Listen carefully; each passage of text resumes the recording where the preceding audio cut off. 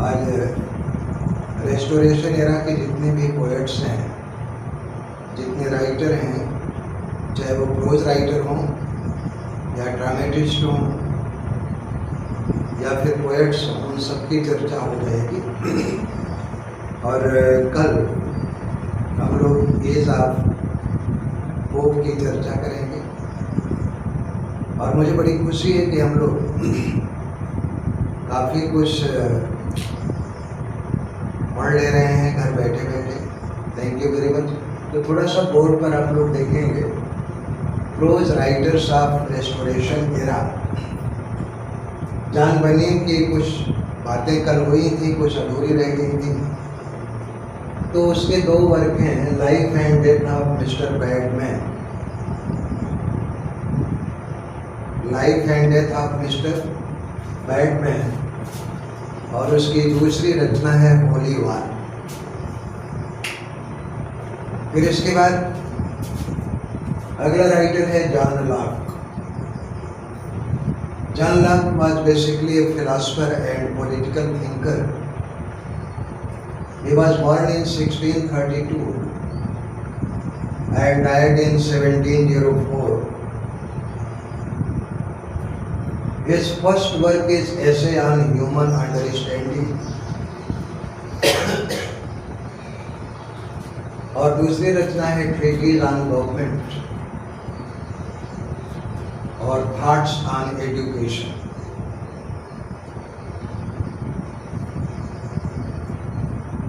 All these 3 works are his philosophical works.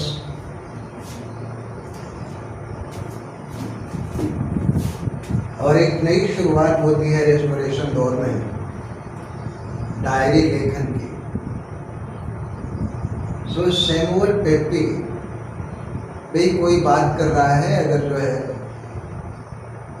बातचीत बंद कर दे तो ज़्यादा से।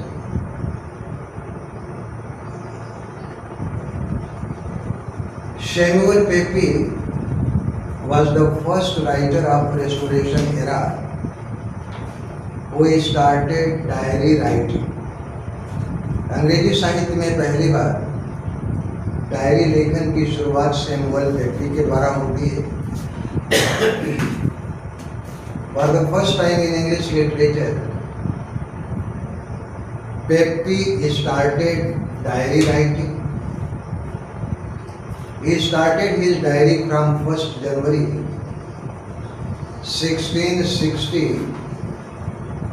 and stopped on 31st May 1669.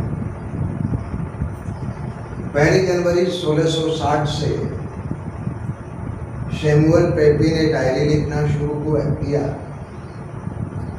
और 31 मई 1669 को उसने डायरी लिखना बंद कर दिया। और डायरी लेखन में पेपी ने बड़े ही कंसाइज ल्यूसिड प्रोज का इस्तेमाल किया और उस समय के राजनीतिक सामाजिक घटनाओं का बड़ा प्रिसाइज वर्णन, बड़ी सूक्ष्मता के साथ वर्णन किया। जहाँ तक रेस्टोरेशन एरा की पोएट्री की बात है तो Samuel Butler was great poet after Dryden. He was born in 1612 and died in 1680. Butler's entire fame rests on his single work, Hudibras. हुडिब्रा वास्तव में एक सटायर है ऑन प्योरिटन्स, पुरातन पंथियों के ऊपर बटलर ने व्यंग्य किया है। In fact he borrowed the idea of his work Hudibras from Spanish writer Cervantes. Spanish भाषा का लेखक सर्वेंटिस, जिसने विश्व प्रसिद्ध रचना डॉन क्विक्सोट लिखी थी, तो डॉन क्विक्सोट अपने स्क्वायर सैंचो पांजो के साथ, डॉन क्विक्सोट का जो स्क्वायर था सांचो पांजो के साथ डॉन क्विक्सोट बहुत सी बेहुदा और बेतुकी यात्राओं और अभियान पर निकलता है। ठीक उसी तरह से sir हुडीब्रास undertakes many absurd adventures with his knight Ralpho। ठीक उसी तरह के कैरेक्टर को इनकॉर्पोरेट किया है बटलर ने अपनी रचना हुडीब्रास में। हुडीब्रास जो कि प्योरिटन लोगों के ऊपर किया गया एक व्यंग है, लेकिन इस रचना की आइडिया बटलर ने स्पेनिश लेखक सर्वेंटिस से लिया। सर्वेंटिस ने स्पेनिश भाषा में डॉन क्विक्सोट लिखा। तो जिस तरह से डॉन क्विक्सोट अपने स्क्वायर सैंचो पांजो के साथ बेतुकी और बेहुदा यात्राओं पर, जो कि यात्राएं जोखिम भरी होती हैं, उन यात्राओं पर निकलता है, ठीक वैसे ही सर हुडीब्रास जो कि प्योरिटन है,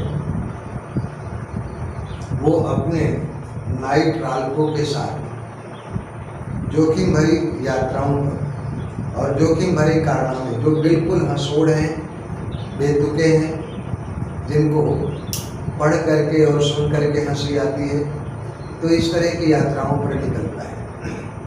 यहाँ पर डॉन क्विक्सोट को आप हुडीब्रास के रूप में रिप्रेजेंटेटिव मान सकते हैं और सैंचो पांजो ये रिप्रेजेंट करता है राल्फो का। तो दोस्तों अब थोड़ा सा हम लोग चर्चा करते हैं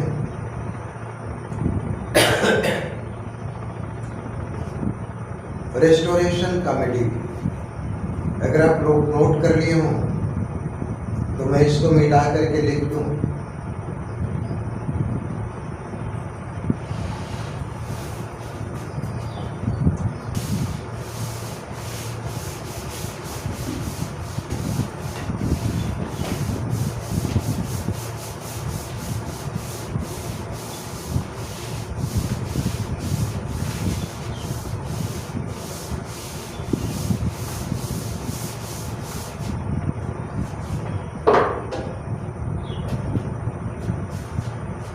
restoration comedy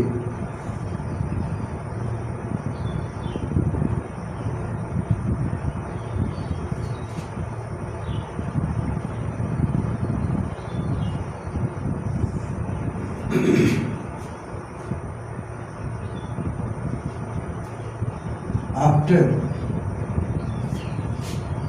death of Ben Jonson,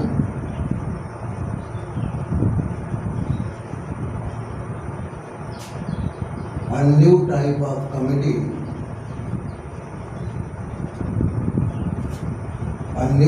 of comedy emerged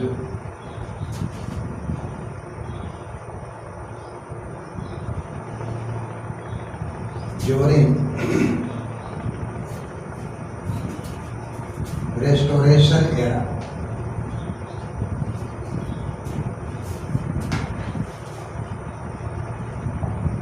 यहाँ पर इस बात का ध्यान रखना चाहिए कि बेन जॉनसन के पहले जो शेक्सपियर की जितनी भी कॉमेडी थी वो रोमांटिक होती थी और उसमें प्रेम और प्रेम के प्रति बलिदान जिसका जिक्र हुआ करता था। लेकिन बेन जॉनसन की मृत्यु के बाद 1660 से लेकर के 1670 तक 10 वर्षों में एक नई तरह की कॉमेडी का जन्म हुआ, जिसको रेस्टोरेशन कॉमेडी के नाम से जाना जाता है।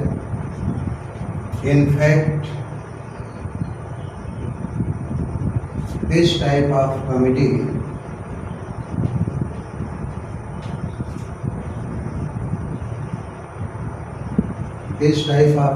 was under influence of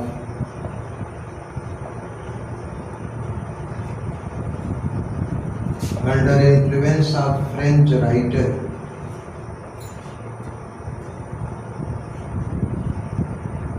Molière.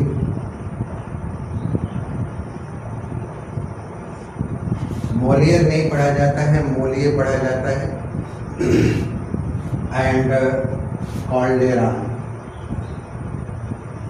Spanish writer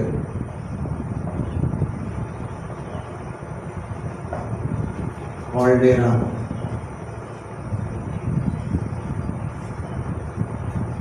restoration दौर में जो कॉमेडी, एक नई तरह की कॉमेडी का जन्म हुआ, वास्तव में उस कॉमेडी के ऊपर मोलिये, फ्रेंच राइटर मोलिये और स्पेनिश राइटर कॉल्डेरान का प्रभाव था। लेकिन ये इस कॉमेडी की विशेषता क्या हुआ करती थी, मिटा दे रहा हूँ, नोट करना आप लोग। कैरेक्टरिस्टिक्स क्या है?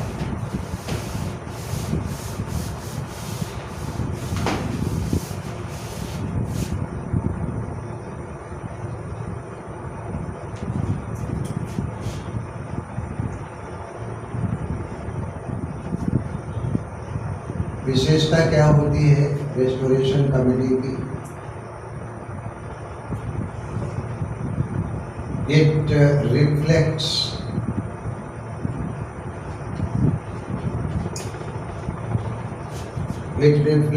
dissolute court life.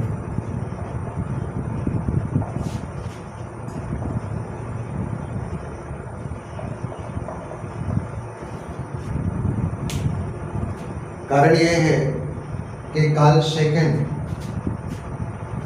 का ज़्यादातर समय फ्रेंच कोर्ट में बीता था, तो फ्रेंच कोर्ट की जो लाइसेंटियसनेस थी, जो लग्जरी थी और डिसोल्यूट लाइफ स्टाइल थी, उसका प्रभाव ग्रहण किया था कार्ल सेकंड ने, और ठीक वही प्रभाव ब्रिटिश कोर्ट में भी आया था।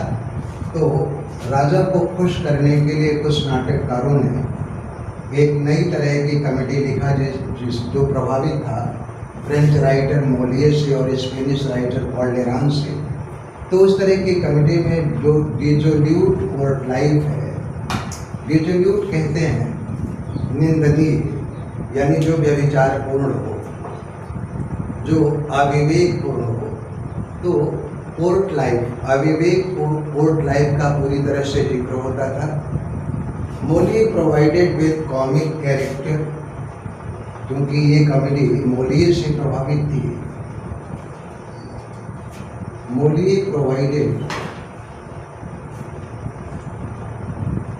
With dissolute characters,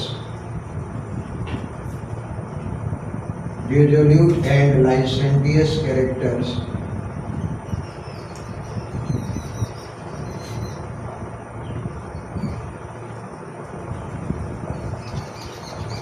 licentious characters and Calderon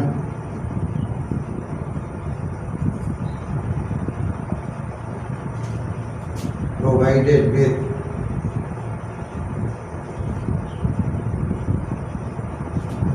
comic episodes and characters.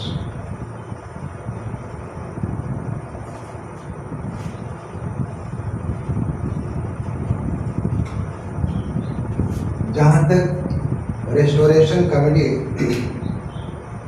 के कंटेंट्स की बात हो, तो मोलियर का प्रभाव ग्रहण करके रेस्टोरेशन एरा के कॉमेडी राइटर ने डिसोल्यूट और लाइसेंटियस कैरेक्टर को इंट्रोड्यूस किया, और कॉल्डेरान ने जो कॉमिक एपिसोड्स थे, बिल्कुल हंसी से भरी हुई घटनाएं थी और हंसोड़ पात्रों का जो है परिचय कराया।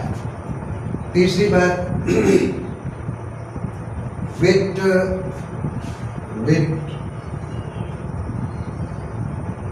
विटफुल डायलॉग।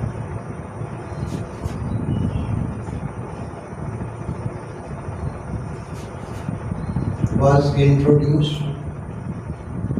विटफुल कहते हैं बुद्धि चातुर्य को या हाजिर जवाबी को।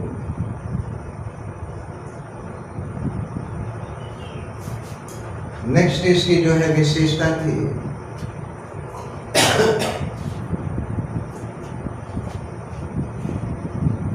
विट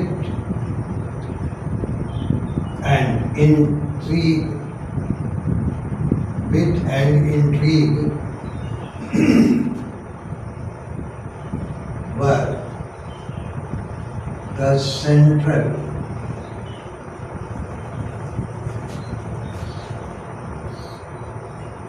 point of this committee.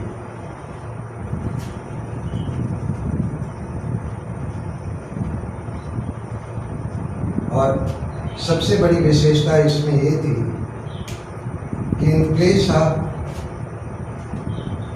place of passion,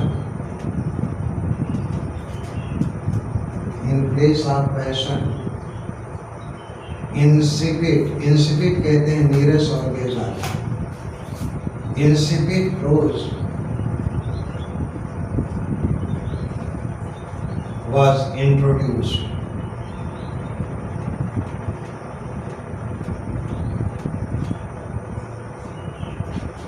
ये रेस्टोरेशन कमेटी की विशेषता थी।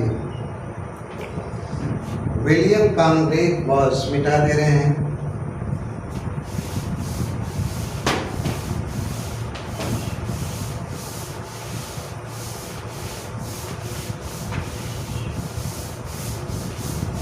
William Congreve was the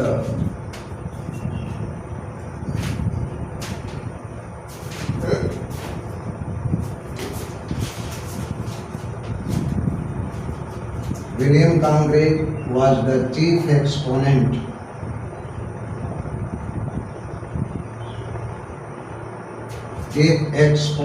of Restoration Committee.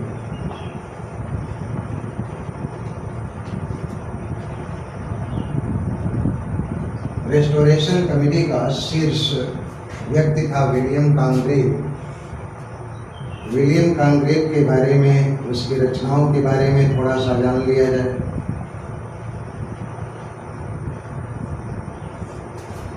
William Congreve, his first committee,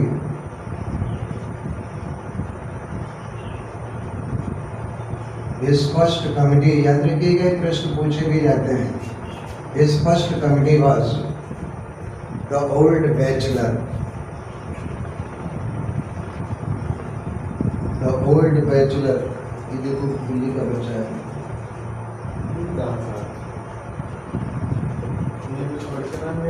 The Old Bachelor, दूसरा है डबल डीलर,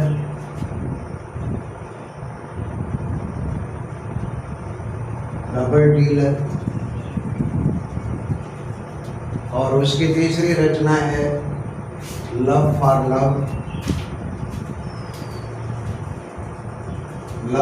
लव, और नेक्स्ट उसका वर्क है मॉर्निंग ब्राइट।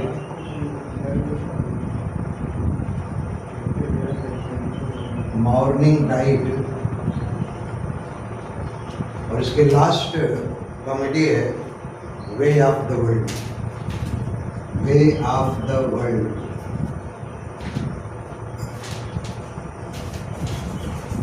वर्ल्ड के बारे में अक्सर जो है प्रश्न पूछा जाता है, और ये भी पूछते हैं कि वे ऑफ द वर्ल्ड किस तरह की कमेटी है, रेस्टोरेशन कमेटी है, रोमांटिक कमेटी है,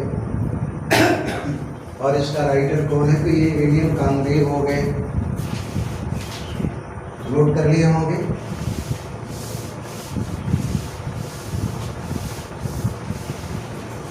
वैसे तो विलियम कॉन्ग्रेव वो जो है सबसे बड़ा रेस्टोरेशन एरा का कमेटी राइटर हुआ है। इसके साथ साथ कुछ इथरेस भी हुआ है, लेकिन उसके बारे में बहुत ज़्यादा चर्चा जो है करना बेकार है।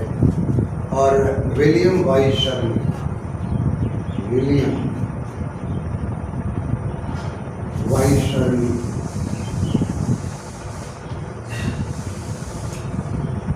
कॉन्ग्रेव के बाद अगर रेस्टोरेशन कमेटी राइटर के रूप में कोई दूसरा नाम आता है तो विलियम वाइट शर्ली का।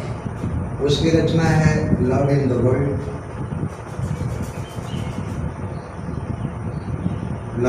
वर्ल्ड।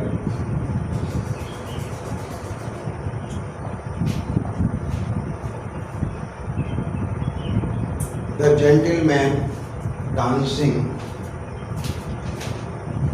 the gentleman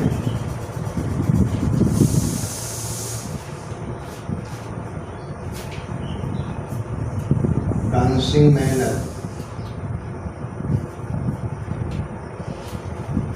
और उसका थर्ड वर्क है द कंट्री वाइफ,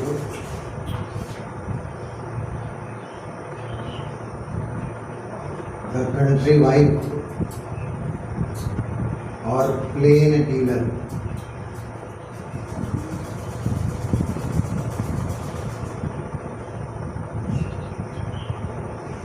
ये विलियम वाइट शर्ली के वर्क्स हैं। अब रेस्टोरेशन ट्रेजेडी,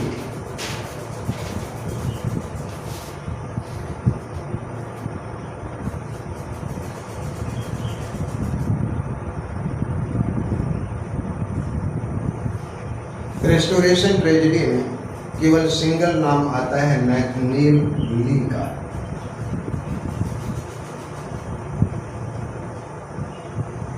नैथनिएल ली, और इसकी केवल 2 रचनाएं हैं, rival queen's,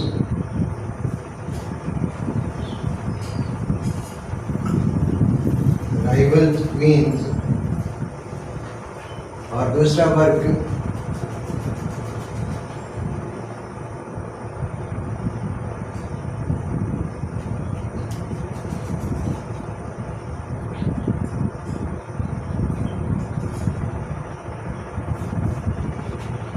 military day.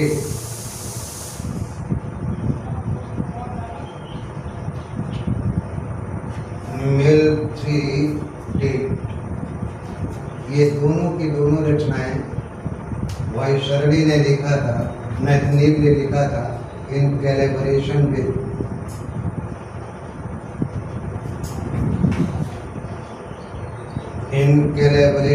With Dryden. तो दोस्तों, ये रेस्टोरेशन एरा के जितने भी प्रोज राइटर थे या पोएट्स थे, क्योंकि रेस्टोरेशन एरा को रिप्रेजेंट करता है ड्राइडन, तो एज ऑफ ड्राइडन के जितने भी पोएट्स थे सबकी हम लोगों ने चर्चा कर ली है। और कल एज ऑफ पोप, जिसको हम ऑगस्टन एरा के नाम से भी जानते हैं, कल उसकी चर्चा होगी। और मैं समझता हूँ 2 या 3 दिन लगेंगे पोप को पढ़ाने में और पोप के जो समकालीन राइटर्स थे उनकी भी चर्चा करने में। तो आज मैं विदा लेता हूँ, शाम को मिलेंगे हम लोग लैंग्वेज की क्लास में। Thank you very much.